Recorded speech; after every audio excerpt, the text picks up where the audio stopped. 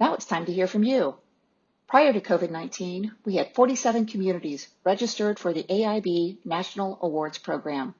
One of our goals each year at the symposium is to spotlight the work you are doing to make your community more beautiful, vibrant, environmentally conscious, and more. Traditionally, this is done through live storytelling at our in-person event. Even though we can't meet face-to-face, we still wanted to share your best ideas so others can learn from you. So this year, we asked communities to submit a 1-minute video about a project they are excited about and that another community may be inspired by. We received around 25 videos, so get ready to take notes on cool things AIB communities are doing this year. Thank you and enjoy.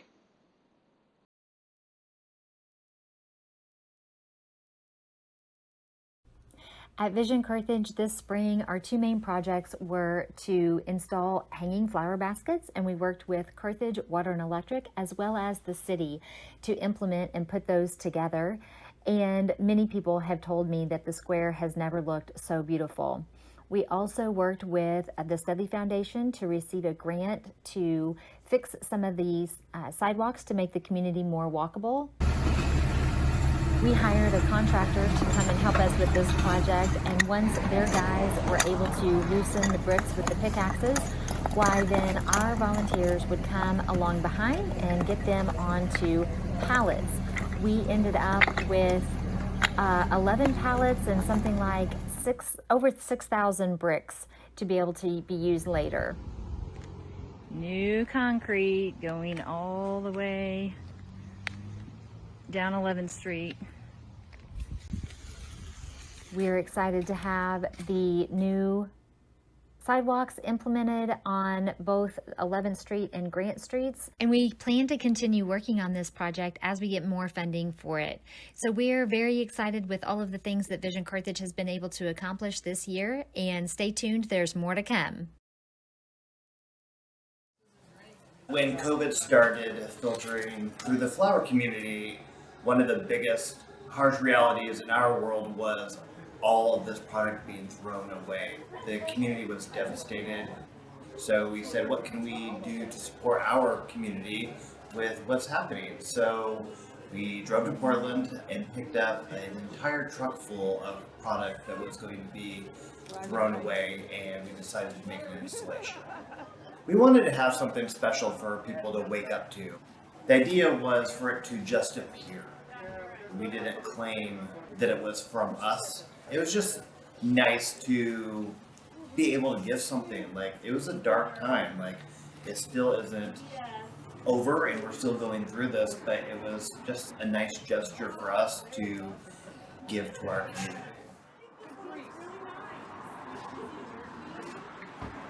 All right. Coshocton, Ohio's 2020 special project is the All-American Selection Clock Garden. This is the first year Coshocton has participated in the All-American Selection Project. The garden was planted around a newly installed clock memorial dedicated to two local businesswomen who helped establish Our Town Coshocton, a Main Street revitalization organization. Coshocton and Bloom partnered with Our Town Coshocton to design, plant, and maintain an All-American Selection flower garden around the clock tower. Plants were grown from seeds AAS provided with the help of a local greenhouse. The yellow cannas were grown and donated by volunteers who also helped plant the garden. Plant labels were installed to identify each variety. The Clock Memorial Garden has added much beauty and continuity along Coshocton's Main Street. Pedestrians and vehicles can view and enjoy the garden and remember two fine ladies that helped make Coshocton a great place to live, work, play. History of the Heartland produced Historic Preservation Week for Decatur, Illinois in August. The event kicked off with an architectural scavenger hunt in downtown Decatur. 3 unique historic homes walking tours were promoted and available on social media. All activities were designed to be intergenerational and observed social distancing. 3 iconic entertainment venues played host to special events. First, the majestic Masonic Temple Theater was the venue for Julie Staley to speak about the legacy of A.E. Staley, founder of a prominent factory. Next, the iconic 1916 Avon Theater showed a movie, Our Decatur in 1955. and then an open house of the Lincoln Theater in downtown that is beginning the restoration process. It was awesome. The scavenger hunt, the treasure hunt, forced us to look up. And many people don't do that, and you see some of the most beautiful architecture when you look up.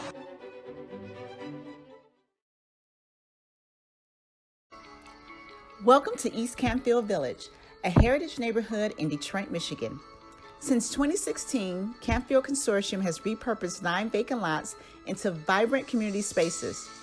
You are looking at images of East Canfield and the East Canfield LeMay Community Flower Gardens and the East Canfield Pavilion, winner of the 2020 CN Grant. Canfield Consortium is enthusiastically working on home preservation in our community. Here is an example of one of the many heritage homes that are over 100 years old that can be found in East Canfield Village. Canfield Consortium is helping to preserve and revitalize the East Canfield Village neighborhood using initiatives to rehab vacant homes in the neighborhood. This is one of the homes that has been successfully rehabbed, and across the street is a home that is in the process of being rehabbed to welcome a new family into our community.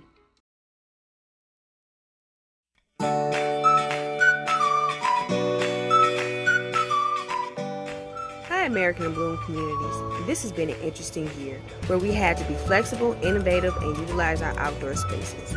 Throughout the city of Ferndale, we've implemented several beautification features that both promote sustainability and help connect people to our outdoor spaces in a safe, socially distanced way. Let's take a look at a few.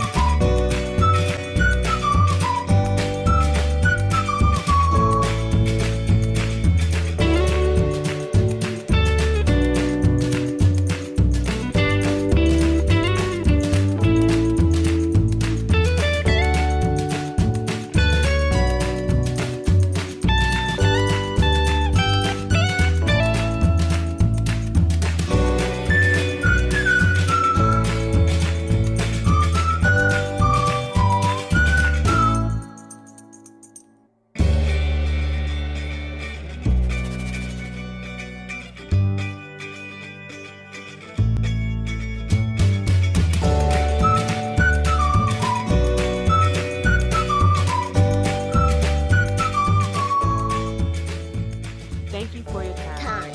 Stay safe, and we hope to see you soon!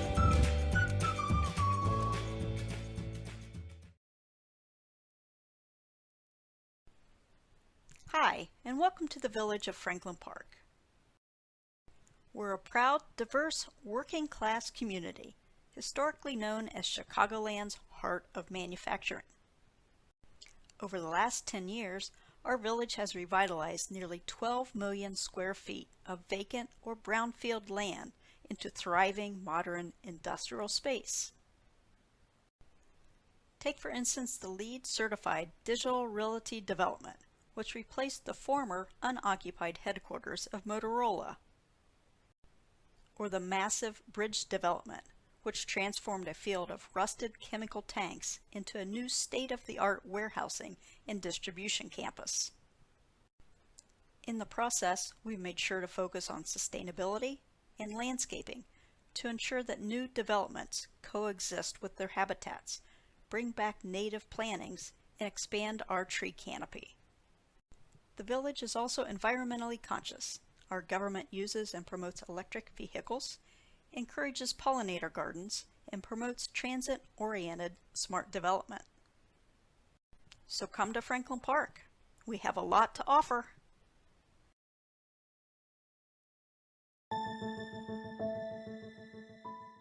Generous Gardeners is a volunteer organisation that cares for 45 public spaces in the historic coastal city of Gloucester, Massachusetts.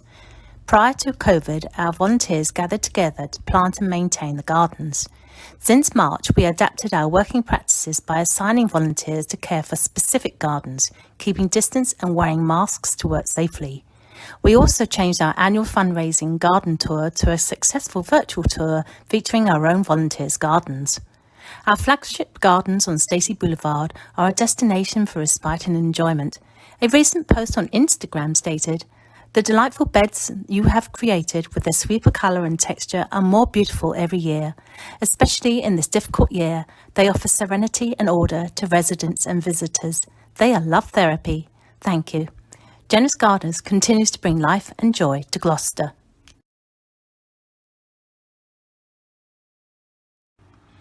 Every good garden has a seed of inspiration. For us, it came in the form of an article named Farminaries in the January 2018 issue of Christianity Today. We decided we could do that, so we planted a garden where there was once flowers.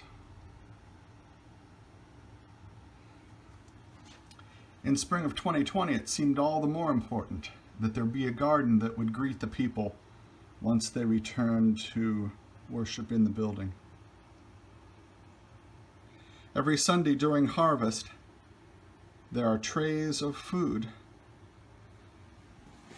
that greet the parishioners when they come into the foyer.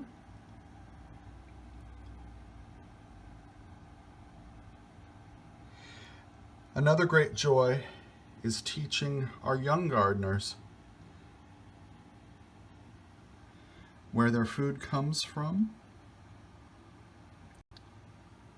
and the joy of eating a tomato picked freshly off the vine.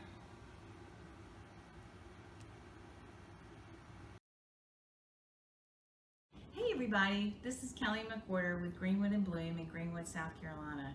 Just as all of us have been dealing with the pandemic and these trying times, our community rallied together to produce some really awesome fundraising efforts for our musicians as well as our hospitality industry. One of our business owners sponsored the Team Greenwood t-shirts, and these t-shirts were sold by all of the restaurants. All of the benefits and proceeds went directly to the wait staff while the restaurants were closed during the pandemic.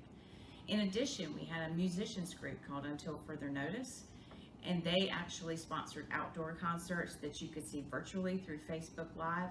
And then later on, another one of our business owners sponsored a video of the musicians producing and creating and performing American Pie, which was actually blessed and shared on Facebook by Don McLean.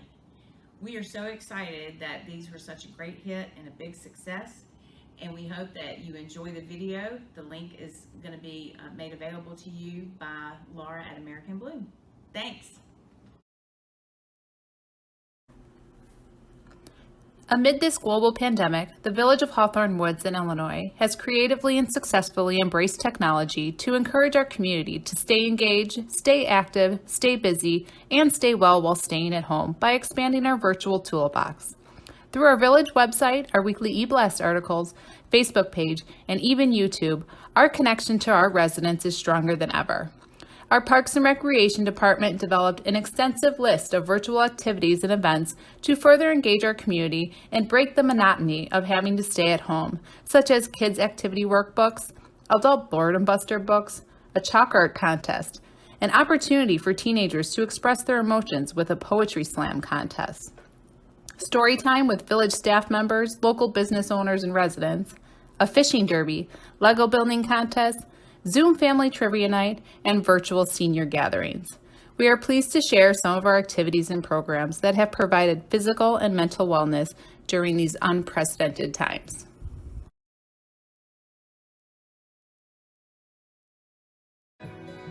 Holland is known for its Tulip Festival and the 4 million tulips that bloom in the spring. Window on the Waterfront, a downtown park, offered visitors fields of tulips that you commonly think of when envisioning the tulip fields in the Netherlands. We soon realized these small fields had a minor impact for those visiting, as many visitors would just drive by and view the tulips from the comfort of their vehicle. Realizing that most of the other municipal park tulip plantings were in smaller beds, we decided to eliminate the fields and create a large space allowing visitors to stroll through the beds as they serpentine through the park. This design element allowed visitors to immerse themselves into the plantings, allowing for numerous pictures and engaging social media posts. In the summer, after the tulips are finished blooming, this park bursts with approximately 25,000 colorful annuals. Just 2 blocks from downtown Holland, Window on the Waterfront has renewed interest and richness for our residents and visitors.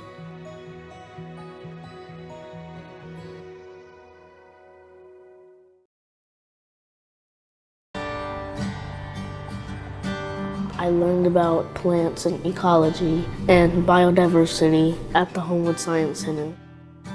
In conjunction with University of Chicago, there was an ecology internship. And it was really good because there were some botanists that worked with the children. They were really informative. They taught us everything we needed to know about plants and biodiversity. I think he got out of it a lot of resources and just other kids who were like-minded and just knowing that there's more out here besides video games. Not having to drive 30 minutes to the city and it's right at the palm of our hands. I thought it was priceless for him to be a part of something that's bigger than him.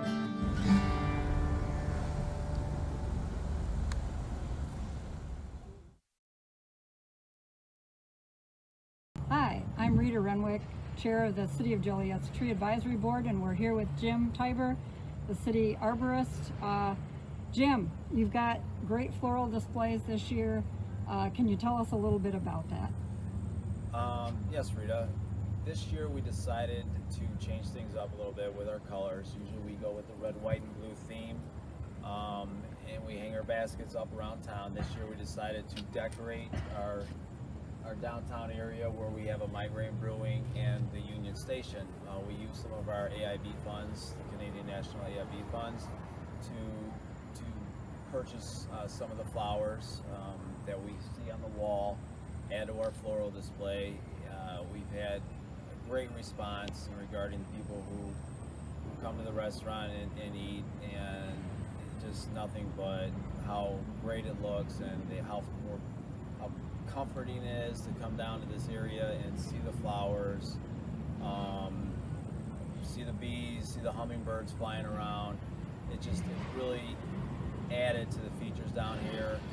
We're going to improve next year, change some things up, add some more baskets. We started a drip system this weekend.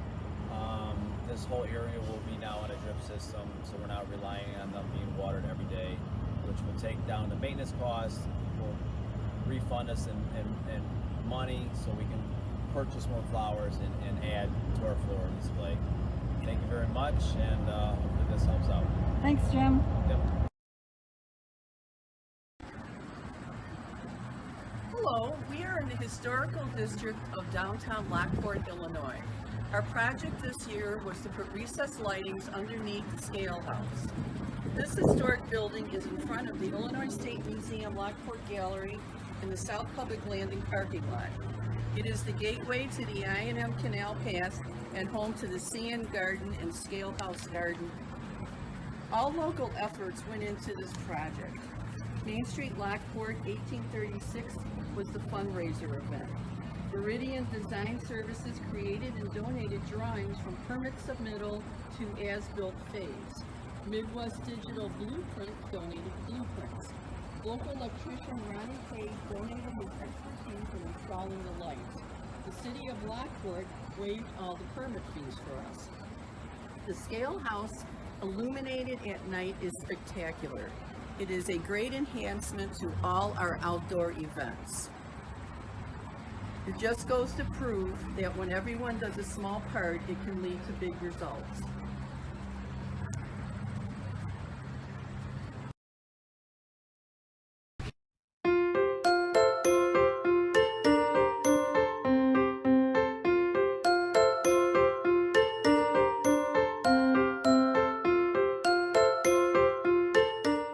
Part of our pollinator initiative, we encourage people to select plants that are beneficial to butterflies and bees and other pollinators. We've really had a lot of success with highlighting a monarch butterfly.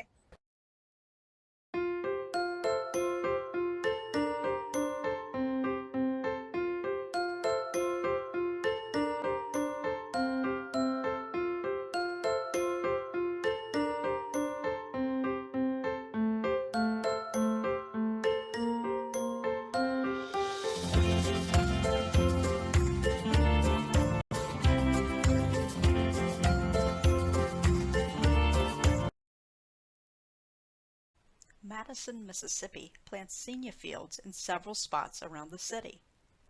This is a great collaboration the city has with Keep Madison the City Beautiful. We planted in late May, and then we tried to be patient. By late June, the zinnias were growing and starting to bud. By mid-July, we had beautiful blooms emerging. The zinnias certainly attract the pollinators. Residents are permitted to pick the flowers, but we have to remind people to wait for the official go-ahead. Finally, in late August, we allow residents to pick the flowers for their enjoyment. Then we start all over next year. Mansfield and Bloom volunteers planted 25,000 yellow daffodil bulbs in public areas across the Ohio City over the past 2 years. This work provided residents and visitors a spectacular springtime display of color this year, helping to offset the darkness created by the onset of COVID-19. This fall, another 8,000 daffodils will be planted in honor of first responders. 1,000 bulbs will be planted adjacent to the downtown fire and police stations, with the rest beautifying our parks. More than 50 volunteers have participated in this daffodil planting in some 100 public locations. Ivy was later planted in some areas to cover the withering daffodil foliage. To thank all participants, the project was marked with celebrations downtown the past 2 years during the bloom. These events included the reading of William Wordsworth's poem, Daffodils.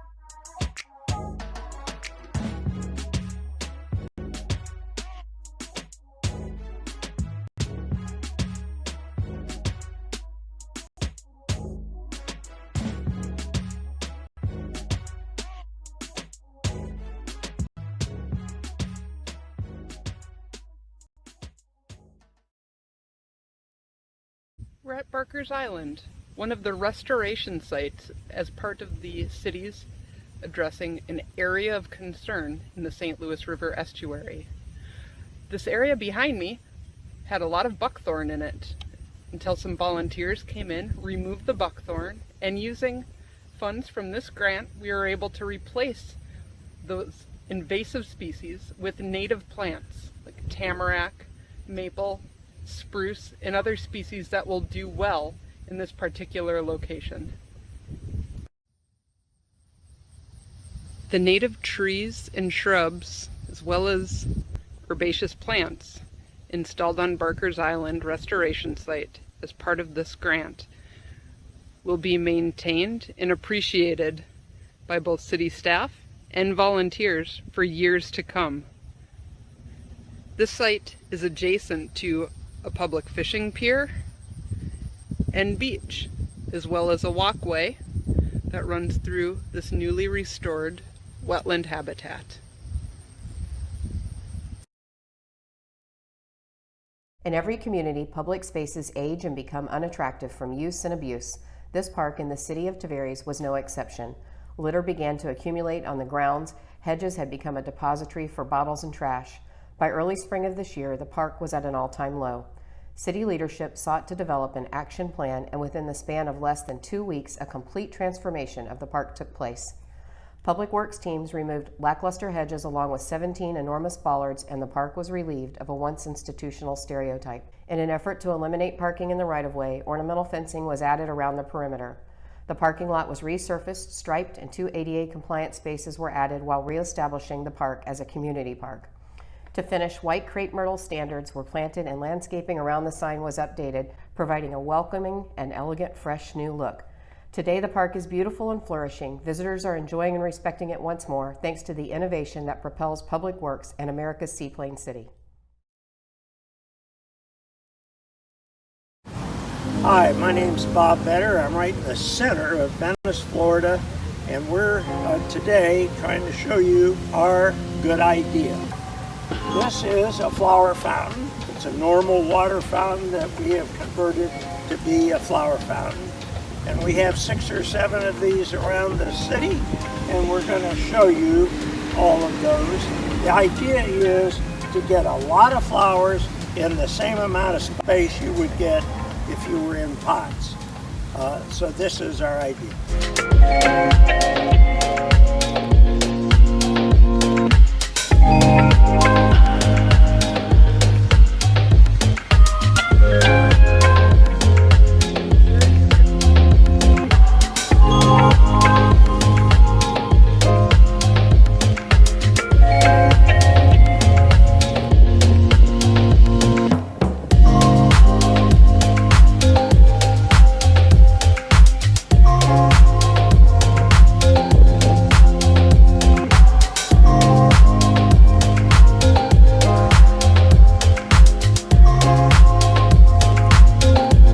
By the way, we also have regular water fountains.